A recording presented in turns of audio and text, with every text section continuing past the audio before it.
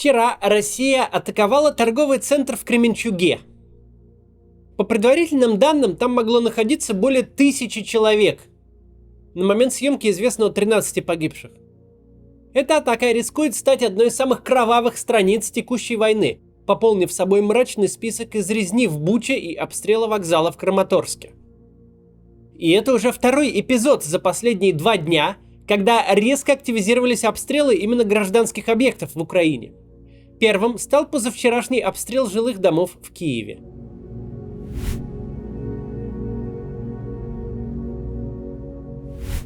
Тут важно понимать вот что. Кременчуг — это глубокий тыл украинской армии. До линии фронта отсюда сотни километров. Сейчас будет много версий о причинах произошедшего. Кто-то свяжет активизацию российских атак с предоставлением Украине статуса кандидата в члены Евросоюза, кто-то с саммитом Большой Семерки. Мы не будем строить гипотез, мы постараемся ответить на вопрос «Зачем?». Никакого военного интереса на территории Полтавской области у России нет и быть не может. Это даже не глубокий тыл вообще-то украинских войск, если так смотреть. Это еще дальше. Но такова страшная особенность этой войны. Она идет не только на фронтах. Путинские войска умышленно подвергают насилию всю без исключения территорию Украины. Каждый день ракеты летят в произвольные объекты произвольных городов и регионов. На самом деле режим Владимира Путина довольно давно сознательно избрал тактику максимально хаотичного и немотивированного насилия. Первоначально это было избрано для внутренних репрессий. Практика таких репрессий в России началась с болотного дела, масштабной фабрикации уголовных дел по итогам митинга 6 мая 2012 года на Болотной площади. Важная особенность того дела, на которую все сразу обратили внимание, в числе назначенных жертв не оказалось ни одного из лидеров оппозиции. И даже сколько-то заметных активистов там не было. По болотному делу пошли совершенно случайные люди, не объединенные никакими общими признаками. Студенты и предприниматели, инженеры и ночные сторожа, ранее судимые и никогда не имевшие проблем с законом, мужчины и женщины с разницей в возрасте в 40 лет между самым молодым и самым старшим. На первый взгляд это кажется совершенно нелогичным. На первый взгляд протест нужно обезглавить, лишить его лидеров и самых значимых активистов, за которыми идут люди. Но на практике именно несистемность, именно хаос запугивают людей намного эффективнее. Если в насилии есть система, если понятны критерии его применения, то его можно избежать. А вот если из толпы на митинге выхватывают совершенно рандомных людей, то единственный путь избежать проблем – это и близко не подходить к митинговой активности. Вот в сущности ответ на мучающий многих вопрос. Почему случайных людей кидают в СИЗО за антивоенный комментарий во ВКонтакте, который увидело 3 человека, включая следователя, а тем временем есть спикеры с огромной аудиторией, с которыми ничего не происходит, не открывают никаких дел? Да потому что нельзя напугать уголовным делом против какого-нибудь известного политика. Ведь с ним все понятно, он знал, на что шел, он известный политик, ну понятно, что на него открыли дело, так к этому относится общество, никто не испугается. А вот случайный человек – это любой из нас. Каждый может стать рандомной жертвой режима.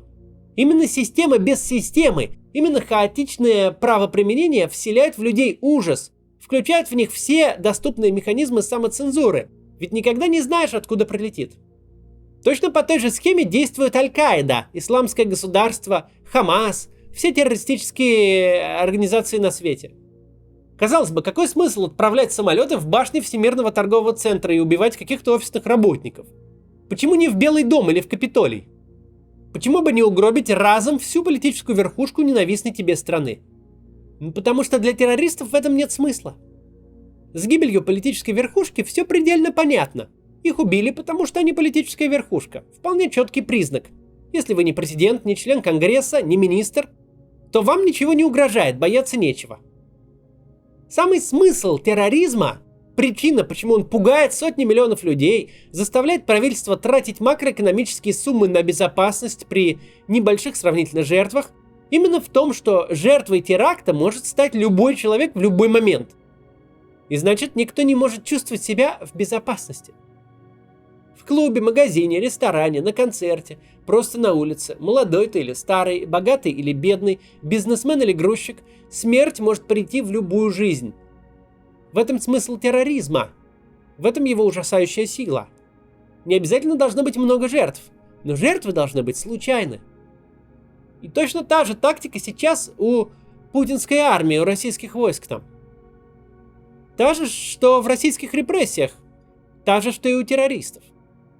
Да, атака на военные объекты, какие-нибудь командные пункты, руководящие центры имела бы реальный военный смысл, в отличие от убийства совершенно случайных людей. Но, во-первых, это гораздо сложнее и гораздо дороже, чем торговый центр.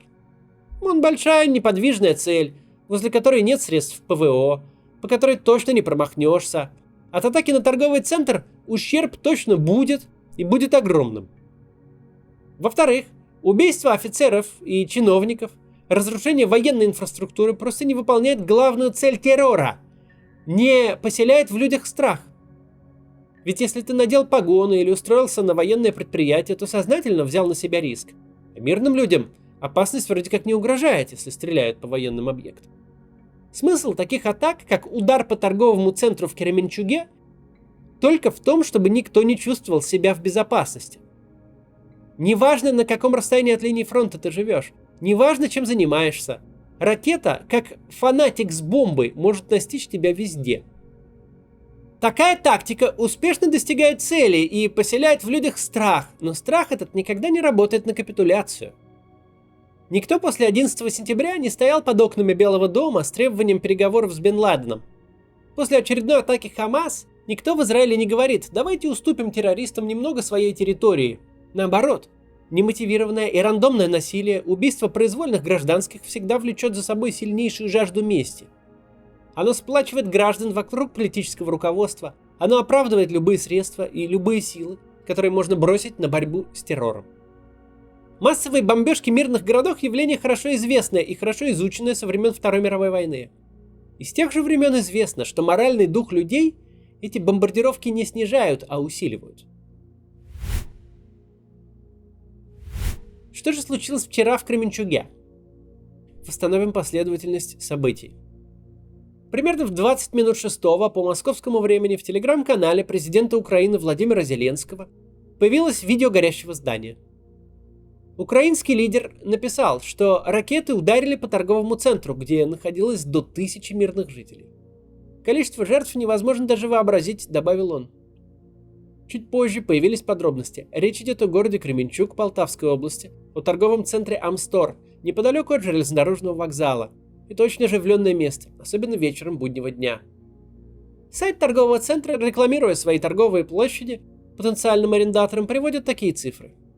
Общий ежедневный пассажиропоток на улице Холоменюка составляет 65 850 человек. В 20 минутах ходьбы расположен железнодорожный вокзал, автовокзал, центральная площадь, площадь Независимости и центральный рынок. В радиусе 2 километров проживают примерно 36 тысяч человек. Естественно, вечером люди приходят в торговый центр, чтобы сделать покупки, провести там время с детьми. Пожилые люди приходят, чтобы купить, продуктов. А семьи приходят, чтобы купить одежду или, например, на каток. Спустя полчаса после первых сообщений о ракетной атаке официальные лица заявили о 2 погибших и как минимум 20 раненых, но жертв, понятное дело, будет намного больше. К настоящему моменту число выросло до 13, но завалы только начинают разбирать. Торговый центр сгорел полностью буквально за 2 часа. На видео, снятым очевидцем, виден пожар и сильное задымление. В здании видимость буквально нулевая. Автор этих кадров, видимо, находился неподалеку от выхода, поэтому смог быстро выбежать на улицу. Но выбраться из глубины здания было практически невозможно. Пожар на обломках торгового центра тушили до позднего вечера. Амстор – это сеть торговых центров по всей Украине. По данным официального сайта, у компании есть 10 таких торговых центров в самых разных городах, в том числе в Мариуполе, Бердянске и Северодонецке. Кременчугский торговый центр выглядел абсолютно так же, как любой другой ТЦ, который вы можете увидеть в вашем городе. Торговый центр Амстор – самый популярный ТЦ в Кременчуге. Ни об одном ТЦ этого города нет столько отзывов в Google картах, как об этом. Наверное, может показаться, что российская армия выбирала цель, основываясь на том, какое место в этом городе является самым популярным. До ракетного обстрела в ТЦ Амстор было очень много магазинов, туда съезжался буквально весь город, потому что там было все. От крупных ритейлеров бытовой техники до аптек, от обмена валюты до магазинов детской одежды. А вот как выглядел Амстор до вчерашней атаки. Ничего здесь не напоминает военный объект, ни снаружи, ни внутри. В Амсторе был магазин с домашними животными, где постоянно продавались вот такие вот пушистики. Это фото внутри самого магазина. В этом торговом центре ежедневно собирались тысячи людей. В 200-тысячном Кременчуге есть несколько ТЦ, но, судя по статистике, именно в этом здании был самый большой поток людей, самая большая концентрация местных жителей в одном месте. Вот так вот. Если открыть карту и посмотреть на место расположения ТЦ, то можно увидеть, что рядом с Амстором и близко не было никаких военных объектов. Напротив, через дорогу детская школа, рядом со зданием ТЦ автостанция, косметический центр, несколько кафешек и пара религиозных объектов. В общем, торговый центр этот уничтожен практически полностью. Просто посмотрите на эти снимки. Вечером советник министра внутренних дел Украины Антон Геращенко опубликовал видео, которое он снял внутри торгового центра. Там видны полки с продуктами, обычные полки, такие же, как в любом другом супермаркете в Украине, в России или в других странах мира. И разрушенная крыша. Спикер командования воздушных сил Украины сообщил, что удар был нанесен ракетой Х-22 со стратегического бомбардировщика из Курской области. Незадолго до попадания в торговый центр в Кременчуге объявили воздушную тревогу. Также стало известно со слов секретаря Украинского совета национальной безопасности, что по городу выпустили 2 ракеты. Одна попала в торговый центр, а другая в городской стадион. Как мы уже привыкли, после обнародования событий российские пропагандисты моментально начали обвинять в случившемся украинскую сторону. Все подобные преступления неизменно провозглашаются умышленной провокацией с целью обвинить Россию. Так было и с Бучей, и с ракетным ударом по железнодорожному вокзалу Краматорска. Причем отметились уже не только пропагандисты, но и вполне официальные лица. Например, первый заместитель представителя России при ООН Дмитрий Полянский. По его словам, атака на торговый центр — это то, что нужно киевскому режиму, чтобы удерживать внимание на Украине перед саммитом НАТО. 11 сентября 2001 года Владимир Путин был первым мировым лидером, который выразил соболезнования президенту Бушу и американскому народу после теракта. Путинские годы мы начинали не просто как часть цивилизованного мира, но как страна, которая хочет в этом цивилизованном мире занимать одну из лидирующих позиций. И, в общем-то, не пустые эти были намерения. У нас было образованное общество, принадлежащее европейской культуре, со всякими пороками посттоталитаризма, но успешно от своего мрачного прошлого отходящее. У нас было государство, где прошли успешные рыночные реформы, начала расти экономика, снижалось насилие, быстро росло потребление и уровень жизни людей. Да, как у любых стран, у России с США и Европой могли быть конфликты, споры, противоречия, устные пикировки на саммитах. Но это всегда были конфликты цивилизованных участников, решаемые цивилизованными методами. В 2008 году появилась программа «Россия-2020», где прогнозировалось, что страна через 12 лет по социально-экономическим показателям приблизится к развитым странам, войдет в 5 мировых лидеров по ВВП, будет иметь устойчивый рост на уровне 6,5% ВВП в год. Планировалось удвоение реальных доходов граждан, должен был радикально вырасти уровень инвестиций в человеческий капитал, образование и здравоохранение в первую очередь. Число бедных должно было как минимум уполовиниться. Эту программу писали не какие-то пиарщики, исходящие из собственных фантазий, и не оппозиционная либеральная партия. Эту программу разрабатывали ведущие экономисты, политологи, финансисты, банкиры и социологи. И она вовсе не была фантастической. Все эти эксперты просто взяли базовые преимущества, которые есть у России, и дали очень простой перечень шагов для дальнейшего развития. Судебная реформа, борьба с коррупцией, защита прав собственности и так далее. Практически типовой сценарий по экономике на нашем канале этом, который мы тут регулярно рассказываем.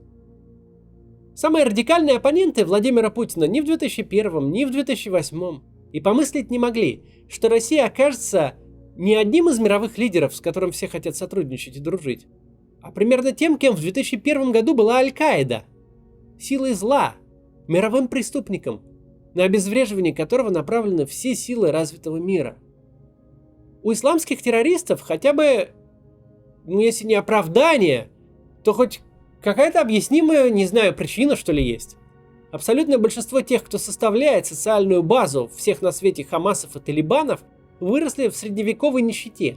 Они часто не могут и своего имени написать, писать-читать не умеют. Им очень легко внушить, что некоторые другие народы заслуживают истребления в священной войне. Но как мы-то оказались там, где оказались? Как удалось построить режим-террорист, который стреляет из стратегического бомбардировщика в торговый центр, в образованном, цивилизованном обществе, еще совсем недавно постепенно богатеющим и открывающимся миру? Недавно прошел чемпионат мира по футболу, Олимпиада в Сочи. Помните, как это все выглядело? А теперь страна-террорист. Ответ, не очень будет для нас с вами приятен, но он банален. Достаточно упустить контроль, достаточно допустить концентрацию власти в одних руках, ее несменяемость. И ситуация очень быстро начнет ухудшаться. Сначала вы обнаружите себя информационной автократией, где нет свободных СМИ, нет оппозиционных политиков. А через несколько шагов, вот уже вы террористический режим. Если бы я такое сказал еще год назад, меня бы справедливо обозвали бы отбитой демшизой. Но теперь мы проверили это на практике.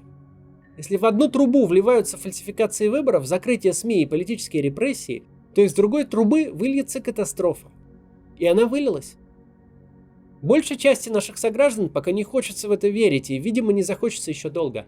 Но надо понимать и надо признать, наша страна, используя свои вооруженные силы, стратегические бомбардировщики, современные ракеты, стреляет по городам Украины.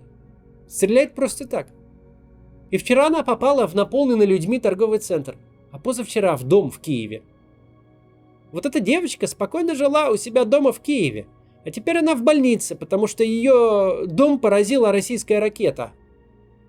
Сотни людей в небольшом украинском городе вчера просто пошли за покупками или в кино, а в них прилетела ракета, выпущенная из российского бомбардировщика с Курской области.